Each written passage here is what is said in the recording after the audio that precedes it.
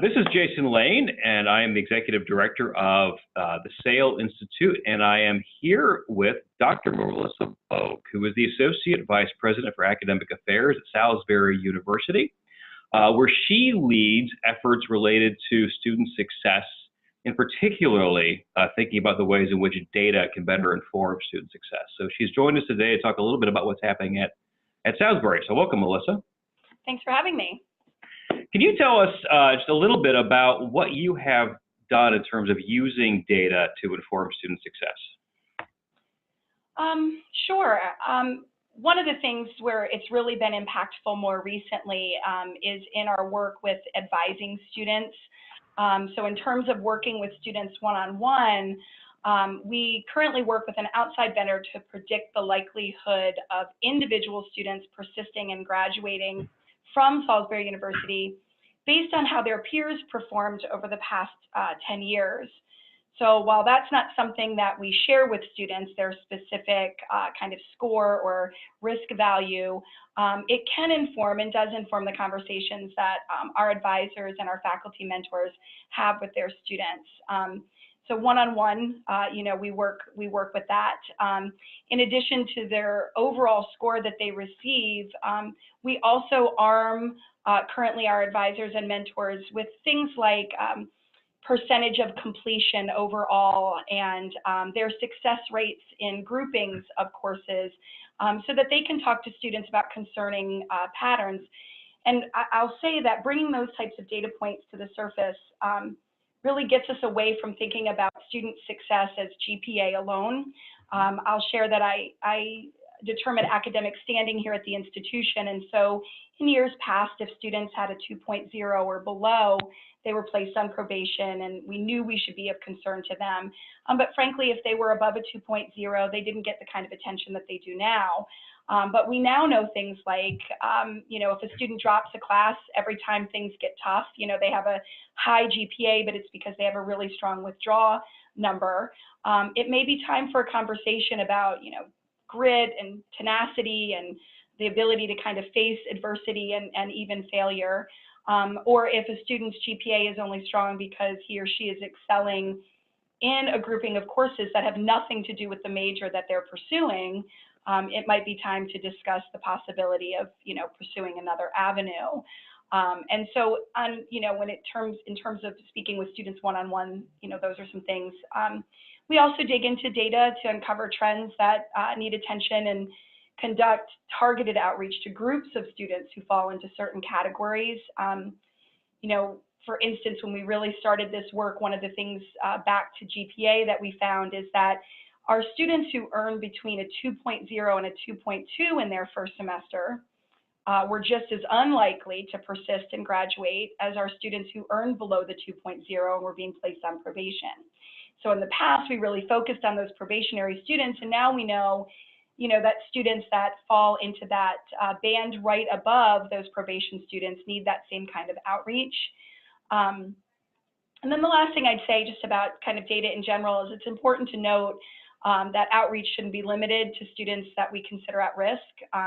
The other kind of change in our practice here is we've really tried to connect with high achieving students to keep them engaged. So we've really dug into data to find students that might qualify for scholarships that were going unawarded, or to reach out to them for consideration for undergraduate research opportunities. And we've really seen the response rate in those types of things increase since we've used data to do some targeted outreach. That's great. It's clear you have done a lot with the data in terms of trying to inform student success across the board. I know one of the initiatives you've been working on is critical course grades and trying to better understand what grades students should be earning versus just a passing grade, right? For example. And could you talk a little bit about that? Yeah, absolutely. So we knew we were going to be creating anyway 4-year curriculum guides. This was a mandate by the state. And when we originally went into the work, we thought, well, we'll just show a pattern of courses and a sequence of courses that students can take to get them from point A to point B in a total of 4 years. But one of the things that we did was we ran statistical analysis to find courses, specific courses that correlated with student success in specific majors.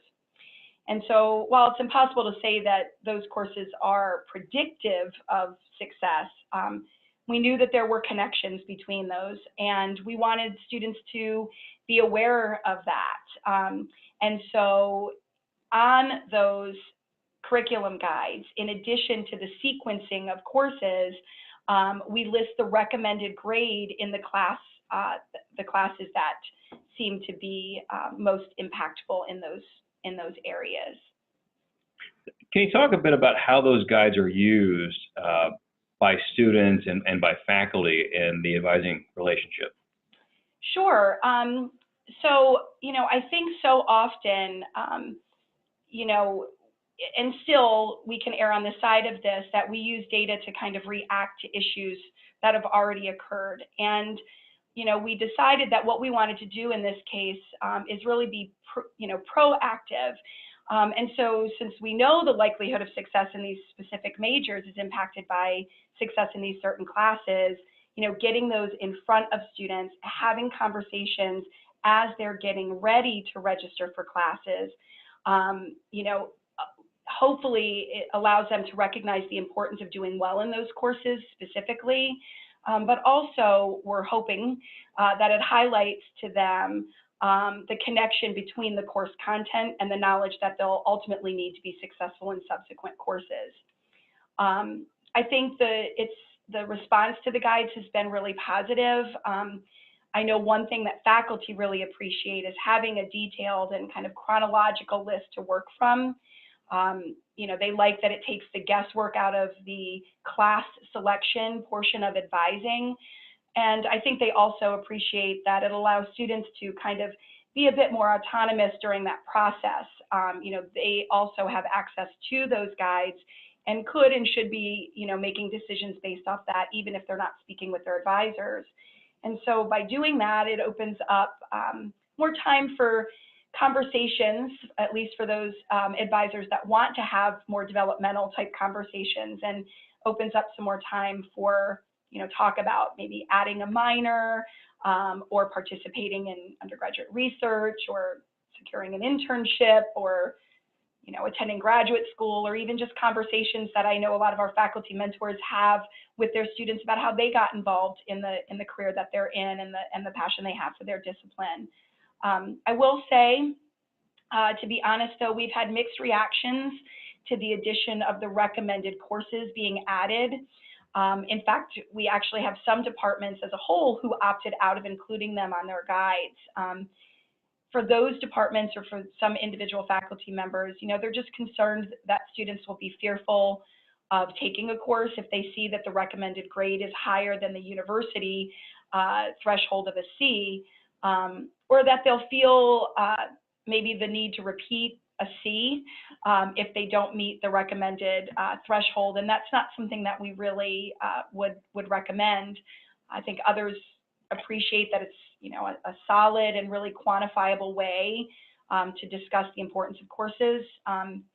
But I think no matter what their perspective on it is, I think their concerns or their excitement to use them really highlights the importance of the human factor in advising, and the fact that we can't just kind of take data or data points and put them in front of people without, some explanation and talking about the context that comes around them. You mentioned that using the recommended course grades, right? Some people were fearful or thought there might be concerns there, and clearly there are going to be some students who don't achieve the recommended course grades. Does the institution have any sort of protocols or policies or practices that to work with students when they don't achieve those grades?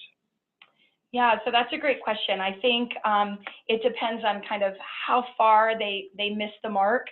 So again, we only include the recommended grade if it's different from the required C at the university. Mm-hmm. So if it's the recommended grade is a B or even an A, that's included there. And so we're hoping that by the context that we give on the actual curriculum guides or the conversations that they have with their advisors beforehand, they understand that, a C does allow you to move forward into the next series of these courses. And, if they miss the mark from a B to a C, it's not a prediction that they won't be successful. And so something like that, we would counsel a student and advise a student to just kind of keep moving forward, and turn back to what they learned in that previous course if they're struggling in the next course in the series. But if they've really missed the mark, if we know that a B or better is required, or if not required, is suggested for a student, let's say in anatomy and physiology, in terms of persistence and success in a major like exercise science or nursing, and a student earns a D in that class, not only do they need to repeat it, but that's when we're gonna do some targeted outreach to them, introduce them to the Center for Student Achievement, talk to them about that course being one of our courses that's always supported by supplemental instruction, that there are tutors available. And so in that second take, if it's required, that we really get in front of it with the support that we have on campus. Great. So you really try to use those grades to track students to make sure if they have to retake it, to provide them the supports. That's right. To deepen their learning for them to be successful at the level needed. Yeah, that's exactly right. That's exactly right. And Great. I'll say that in terms of the students, I think if anybody's excited about these guides, it's them. And I think that what they like to see is that in their very first semester here, that they can look and they can see exactly, how they should be working their way through their curriculum. I think it reinforces to them that 4 years, a degree in 4 years is attainable. And of course, the goal for all of us, right, for our bachelor's degree seeking students. But I think it's important to note that there's room for students to work through the curriculum at their own pace if needed, right? We have non-traditional students that are setting out to be part-time students, or students who change majors and get maybe a little bit off track, but there's always another 4-year plan waiting for them, even if they change their major or get off track a little bit. And so it's okay that students can take fewer credits than are recommended if that's more in line with their life, and what else they've got ahead of them. But what's important is that they're aware of the sequencing and those recommended courses, and follow along accordingly at whatever pace works for them. Great. So it seems there has been a real positive shift in how students are thinking about curriculum planning and the relationship that's occurring between the faculty and the students. I know this is fairly new. I'm just curious, are there any data yet to sort of show the impact of this sort of work? Yeah, that is a great question, and hopefully the next time we talk, I'll be able to share things that are really quantifiable about this, because they are relatively new. And it's important too that we continue to look at that, right? If the way that we're using these guides changes how students are performing in individual classes, or at the rate that they're moving through their curriculum, if that changes in a positive way, which is of course what we hope, it's going to be time then to reevaluate what those courses are and the predictive value of them. So no data points yet. Everything's pretty much anecdotal, but we know that they're out there, that they're being used, and especially all of our incoming students start out here at Salisbury University with a professional advisor. And, we truly believe, as NACADA has taught us, that advising is teaching. We have learning objectives in our advising center, and one of which is that every student, before they're passed off to a faculty mentor, will have developed a 4-year plan that works for them, and these guides guide them in creating that.